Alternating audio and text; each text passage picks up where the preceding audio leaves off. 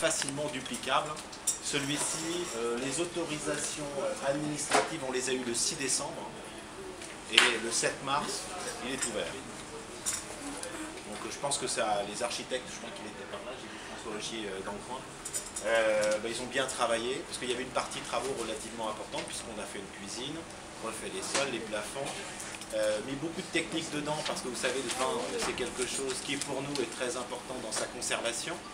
Et on a eu le même esprit de conservation du vin ici que l'on a à la Madeleine, c'est-à-dire le magasin est climatisé à 19 degrés et on a pris une clim interne et non pas celle du centre commercial de façon à ne pas subir les aléas climatologiques extérieurs puisque une clim d'un centre commercial elle fonctionne en fonction de la température extérieure alors que nous on est en interne, c'est-à-dire que le magasin ne dépassera pas 19 degrés.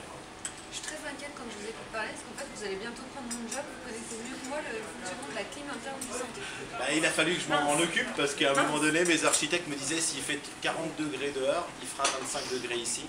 Et pour un certain nombre de vins, il n'est pas possible de les mettre à 25 degrés, puisque dans notre philosophie, la conservation du vin est très importante. Le pacte client que l'on a avec la Vigna est important. Toutes les bouteilles qui sont issues de nos magasins sont des magasins sur lesquels on a mis beaucoup d'attention à les acheter et à les conserver. Donc on a un certain nombre de vins, comme les vins de chez Marcel Lapierre, de Fred Quessard, qui à un moment donné, on a l'obligation de ne pas les conserver à plus de 19 degrés. Donc on fait en sorte dans nos magasins de les mettre à cette température. Toutes les bouteilles sont couchées bien sûr, sauf les bouteilles de spiritueux. On a beaucoup travaillé sur la lumière pour avoir une intensité lumineuse importante par le nombre de points d'éclairage, mais pas des éclairages qui sont violents. Et on a beaucoup travaillé sur le rétroéclairage pour ne pas abîmer le vin avec l'éclairage en direct. Donc, tout a été fait dans cet esprit et les grands vins ont été mis dans des eurocaves qui sont à 14 degrés. Il y a combien de grands vins qui sont dans les eurocaves? Voilà, vous me posez des questions, c'est terrible. Donc il y en a 25 par eurocave, donc j'ai 1, 2, 3, 75 grands vins, on va dire. Et on en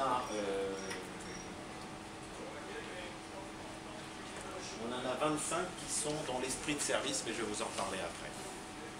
Qu'est-ce qu'on peut vous dire sur ce magasin? Bon, 260 mètres carrés, 1000 références, ça c'est le chiffre que je connais. Un petit restaurant sur lequel vous êtes assis, qui va faire un carton immédiat. Avec le même principe qu'à Paris, on se sert dans le magasin et on... Nous servons tous nos vins au prix du magasin.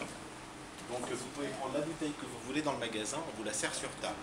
Grande différence par rapport au magasin de la Madeleine, c'est que ce restaurant, vous avez la petite carte ici si vous voulez regarder après, mais il a une particularité, c'est que vous avez 24 vins ouverts.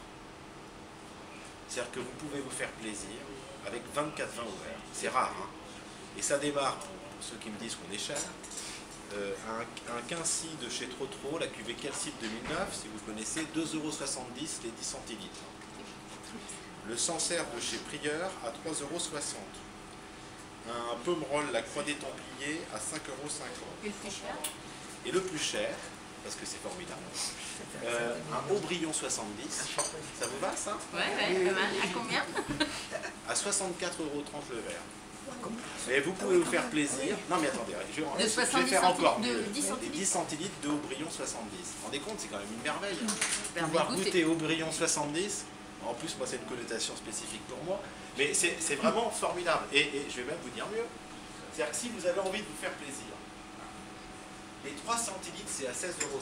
C'est-à-dire que vous n'avez jamais goûté Aubryon de votre vie.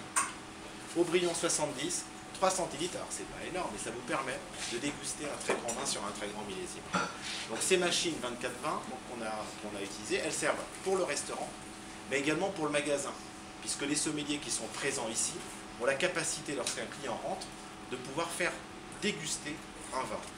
Alors vous avez un petit fascicule là, désolé, je vous le redonne tout de suite, où tous les clients, c'est un document qui va être distribué sur le parvis à partir de la semaine prochaine, et tous les clients peuvent bénéficier d'une dégustation gratuite. Je rentre dans le magasin, j'ai envie de goûter un vin, je peux goûter un vin à la Vigna, c'est offert.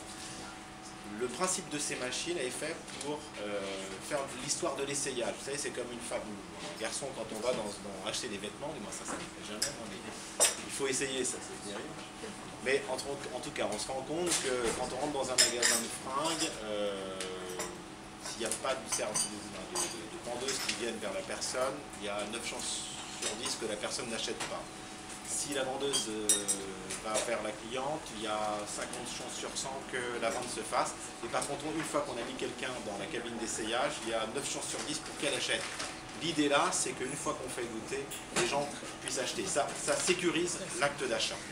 Donc c'est ce que je pense comme étant un petit peu révolutionnaire, du moins dans nos magasins, voire un peu à Paris, c'est faire en sorte que les gens puissent goûter les vins qu'ils achètent. Donc il y en a 24, pardon. Il y en a 24 donc à déguster en permanence. 24 en dégustation permanente.